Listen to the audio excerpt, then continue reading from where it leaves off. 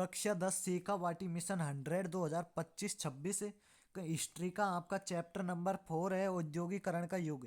ये कुल 4 अंक का है। इसमें से आपका एक वस्तुनिष्ठ और एक धीर उत्तरात्मक 3 नंबर का आने वाला है। और इस चैप्टर में मैं यही क्वेश्चन लेकर आया हूँ। अगर आप इस वीडियो को पूरा देखते हैं तो मेरी गारंटी है आपकी इस चैप्टर से 4 में से 4 नंबर आने वाले हैं, एक भी नंबर नहीं कटने वाला है। तो वीडियो को लास्ट तक जरूर देखना है और पीडीएफ का लिंक मैं बीच में कहीं भी बता सकता हूँ, तो वीडियो को पूरा देखना बिना स्किप किए। वस्तुनिष्ठ प्रश्न है। पहला क्वेश्चन आपको दिया गया है, स्पेनिंग जेनी का आविष्कार किसने किया? तो स्पेनिंग जेनी है, उसका आविष्कार आपका जेम्स हैरग्रीव्स ने किया। इसके बाद में सेकंड क्वेश्चन है, भारत में सन 1854 में पहली कपड़ा मिल कहाँ स्थापित हुई? तो कहाँ स्थापित हुई थी? तो ये आपकी हुई थी मुंबई में, ऑप्शन सी हो जाएगा। इसके बाद में बंगाल की पहली जूट मिल स्थापित हुई थी। बंगाल की पहली जूट मिल आपकी 1855 में स्थापित हुई थी। इसके बाद में नेक्स्ट है आपका, दो जादूगर चित्र में अलादीन किसका प्रतीक है? तो अलादीन आपका पूर्व और अतीत का हो जाएगा, ऑप्शन नंबर डी हो जाएगा। इसके बाद में नेक्स्ट क्वेश्चन है आपका, 9वां क्वेश्चन है, 1917 में कलकत्ता में देश की पहली जूट मिल लगाने वाले व्यवसायी थे। तो कौन थे? तो आपका हो जाएगा सेठ हुकुम चंद्र। इसके बाद में है छठा आपका, इंग्लैंड में सबसे पहले किस दशक के कारखाने खुले थे? तो किस दशक के? 1730 दशक के, ऑप्शन सी हो जाएगा। इसके बाद में 1840 के दशक तक ब्रिटेन के सबसे फलते फूलते उद्योग थे। तो इसमें आपका आंसर हो जाएगा सूती उद्योग और कपास उद्योग। इसके बाद में नेक्स्ट क्वेश्चन है, यहाँ पर भी आपको सूती उद्योग ऑप्शन ए ही दिया गया है। इसके बाद में आठवां है आपका, 19वीं सदी में जिस देश में कामगारों की कमी थी वह था? तो अमेरिका हो जाएगा इसमें, ऑप्शन ए। इसके बाद में 1811-12 में भारत में कुल निर्यात में सूती माल का हिस्सा 33% था, जो 1850 से 51 में घटकर रह गया। तो ये आपका 3% हो जाएगा, ऑप्शन नंबर द। इसके बाद में नेक्स्ट क्वेश्चन है, जे एन टाटा ने जमशेदपुर में भारत का प्रथम एवं इस्पात संयंत्र स्थापित किया था। तो ये कब किया था? आपका 1912 में, ऑप्शन बी हो जाएगा। इसके बाद में नेक्स्ट क्वेश्चन देखते हैं। अगला है आपका, लघुत्रात्मक क्वेश्चन दिए गए हैं। बाजार में श्रम की बहुतायत से मजदूरी का जिंदगी मजदूरों होगा, यहाँ पर मजदूरों की जिंदगी किस प्रकार प्रभावित हुई? तो बाजार में श्रम की प्रचुरता से मजदूरों का जीवन बहुत ही प्रभावित हुआ। काम पाने के लिए गांवों से बड़ी संख्या में मजदूर शहरों में आने लगे। रोजगार चाहने वाले बहुत से लोगों को कई सप्ताहों तक प्रतीक्षा करनी पड़ती थी। वे पुलों के नीचे निजी तथा विधि विभाग द्वारा संचालित ट्रेन बसेरों में रहते थे। ऑप्शन दूसरा है आपका, दूसरा क्वेश्चन है, 20वीं शताब्दी के प्रारंभ में भारत में जोबर्स की भूमिका का वर्णन कीजिए। अथवा में है आपका, जोबर कौन थे, उनके कार्यों को स्पष्ट कीजिए।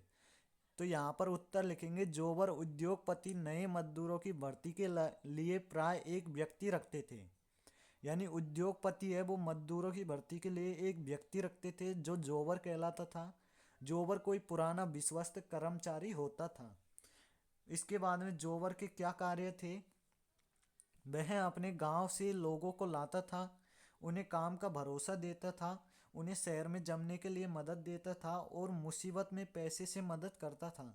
बाद में जोबर मदद के बदले पैसे व तोहफे की मांग करने लगे और मजदूरों की जिंदगी को नियंत्रण में करने लगे। इसके बाद में नेक्स्ट क्वेश्चन देखते हैं। अगला है आपका, आदि औद्योगिकरण क्या है? भारतीय बुनकरों पर ईस्ट इंडिया कंपनी ने किस प्रकार नियंत्रण स्थापित किया? तो यहाँ पर आप आंसर लिखेंगे, आदि औद्योगिकरण का अर्थ इंग्लैंड और यूरोप में फैक्ट्रियों की स्थापना से पहले के औद्योगिक उत्पादन को आदि औद्योगिकरण कहा जाता है। आदि औद्योगिकरण काल में औद्योगिक बाजार के लिए उत्पादन कारखानों के बजाय घरों पर हाथों से निर्मित किए जाते थे। भारतीय बुनकरों पर ईस्ट इंडिया कंपनी का नियंत्रण। फर्स्ट पॉइंट लिखेंगे, कंपनी ने बुनकरों पर निगरानी रखने, माल इकट्ठा करने और कपड़ा की गुणवत्ता जांचने के लिए वेतनभोगी कर्मचारी तैनात किए, जिन्हें आप गुमस्ता कहते हैं। और दूसरा, कंपनी को माल बेचने वाले बुनकरों को अन्य खरीदारों के साथ कारोबार करने पर पाबंदी लगा दी। तीसरा पॉइंट लिखेंगे, जिन बुनकरों द्वारा कंपनी से कर्ज लिया जाता था उन्हें अपना बनाया हुआ कपड़ा गुमास्ता को ही देना पड़ता था। उसे वे किसी और व्यापारी को नहीं बेच सकते थे। नेक्स्ट क्वेश्चन है आपका चौथा क्वेश्चन, लास्ट क्वेश्चन है, ब्रिटिश औद्योगिकरण के कारण भारतीय बुनकरों को किन समस्याओं का सामना करना पड़ा। अथवा में आपको दिया गया है 19वीं सदी में भारतीय बुनकरों को किन समस्याओं का सामना करना पड़ा। ये दोनों क्वेश्चन है, आप इस आंसर को दोनों क्वेश्चन में कहीं भी लिख सकते हैं।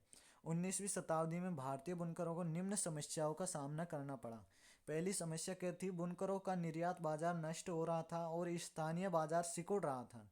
स्थानीय बाजार में मैनचेस्टर के आयातित मालों की भरमार थी। कम लागत पर मशीनों से बनने वाले आयात किए गए कपास उत्पाद इतने सस्ते थे कि बुनकर उनका मुकाबला नहीं कर सकते थे। 1850 के दशक तक देश के अधिकांश बुनकर प्रदेशों में गरीबी व बेरोजगारी फैल गई थी।